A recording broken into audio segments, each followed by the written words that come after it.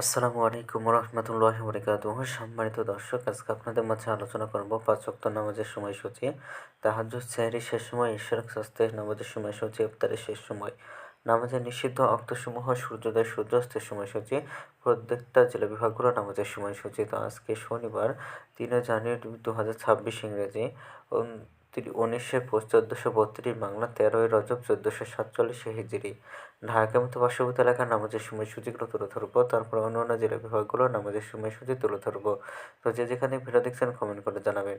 আজকে ঢাকা মতো পার্শ্ববর্তী এলাকার ফজরের নামাজের রক্ত শুরু হবে ৫টা ২৩ মিনিটে, ফজরের নামাজের রক্ত শেষ হবে ৬টা ৪০ মিনিটে, জোহরের নামাজের রক্ত শুরু হবে ১২টা ৬ মিনিটে, শেষ হবে ৩টা ৪৬ মিনিটে, আসরের নামাজের রক্ত শুরু হবে ৩টা ৪৭ মিনিটে, শেষ হবে ৫টা ৬ মিনিটে, মাগরিবের নামাজের রক্ত শুরু হবে ৫টা ২৭ মিনিটে, মাগরিবের নামাজের রক্ত শেষ হবে ৬টা ৪৫ মিনিটে, এশার নামাজের রক্ত শুরু হবে ৬টা ৪৬ মিনিটে, শেষ হবে ৫টা ১৭ মিনিটে।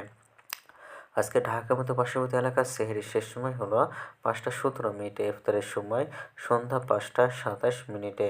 আজকের নফল নামাজের উত্তম সময় ইশরাকের রক্ত সকাল ৬টা ৫৫ মিনিট থেকে ৮টা ৪১ মিনিট পর্যন্ত, চাঁদের রক্ত সকাল ৮টা ৪২ মিনিট থেকে ১১টা ৫৯ মিনিট পর্যন্ত, তাহাজ্জুদ নামাজের রক্ত উত্তম সময় রাত ১০টা ১৫ মিনিট থেকে ভোর ৫টা ১৭ মিনিট পর্যন্ত।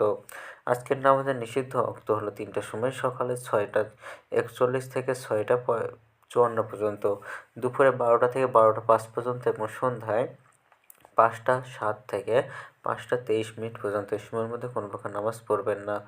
এই ছিল ঢাকা মতো পার্শ্ববর্তী এলাকার নামাজের সময়সূচি। এখন আলোচনা করব বিভাগীয় শহরের জন্য উল্লিখিত সময়ের সঙ্গে যেসব বিভাগের সময় আপনারা যোগ বিয়োগ করবেন তা হলো এই, অর্থাৎ বিয়োগ করবেন চট্টগ্রামে ৫ মিনিট এবং সিলেটে ৬ মিনিট কম করবেন।